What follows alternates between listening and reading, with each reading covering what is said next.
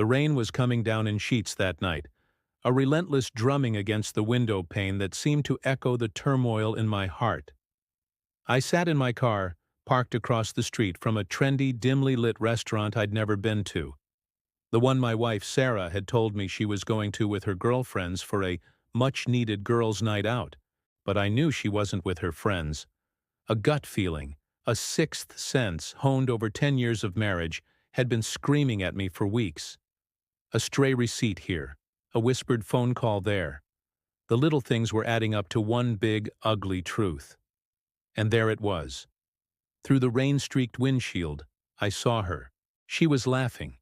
That beautiful, head-tilted back laugh I had fallen in love with. But the man she was laughing with wasn't me.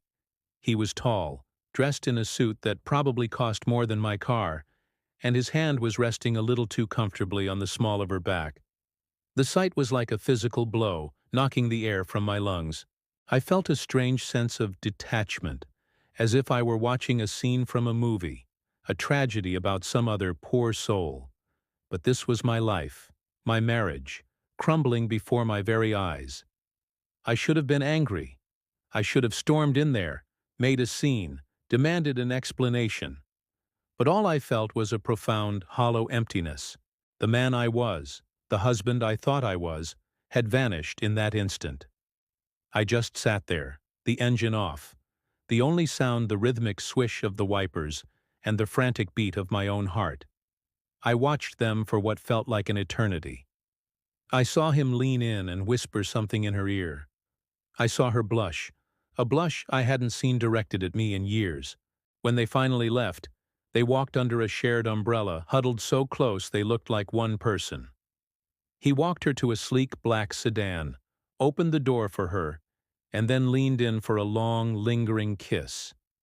It wasn't a friendly peck on the cheek. It was the kind of kiss that leaves no room for doubt. And in that moment, something inside me didn't just break. It shattered into a million tiny pieces. I watched him drive away. And then I watched her get into her own car, completely oblivious to the fact that her world and mine had just been irrevocably altered. I drove home on autopilot, the familiar streets looking alien and hostile. The home we had built together felt like a stranger's house.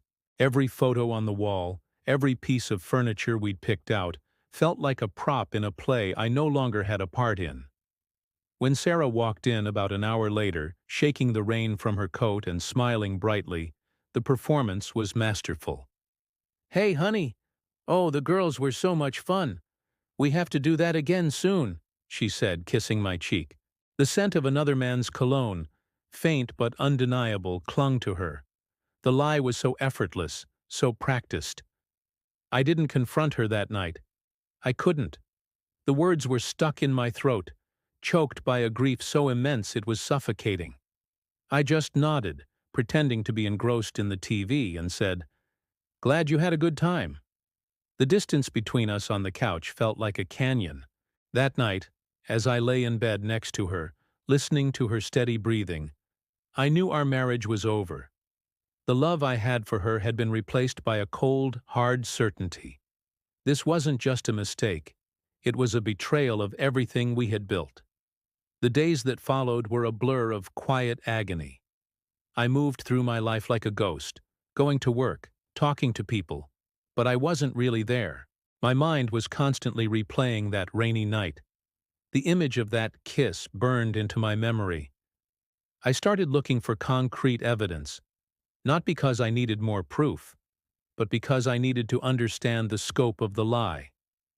I found the emails, the secret phone bills, the hotel reservations.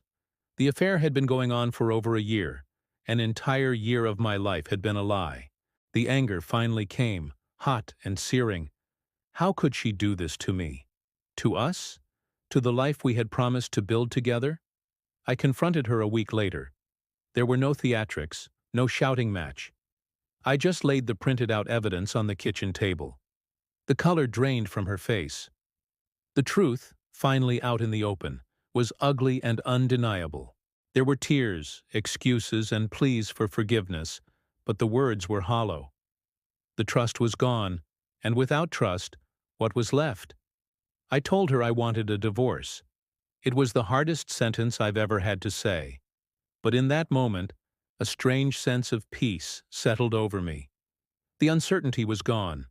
The lie was over. This wasn't the end of my story. I realized it was the beginning of a new one. The path ahead was terrifying and unknown, but for the first time in a long time, it felt like my own. That rainy night didn't destroy me. It forced me to find a strength I never knew I had. It was the night my old life ended, but it was also the night my true story began. It was the start of a journey to rediscover who I was, not as a husband, but as a man standing on his own 2 feet, ready to face whatever came next. The process was far from easy. It was messy, painful, and lonely. But with every step I took, every small decision I made for myself, I felt a piece of the old me coming back, stronger and more resilient than before. It's a long road, but it's mine to walk. Thank you for listening to my story. If you've been through something similar, know that you are not alone and that there is a light at the end of the tunnel. Don't forget to like this video and subscribe for more stories about resilience and new beginnings. We'll see you in the next one.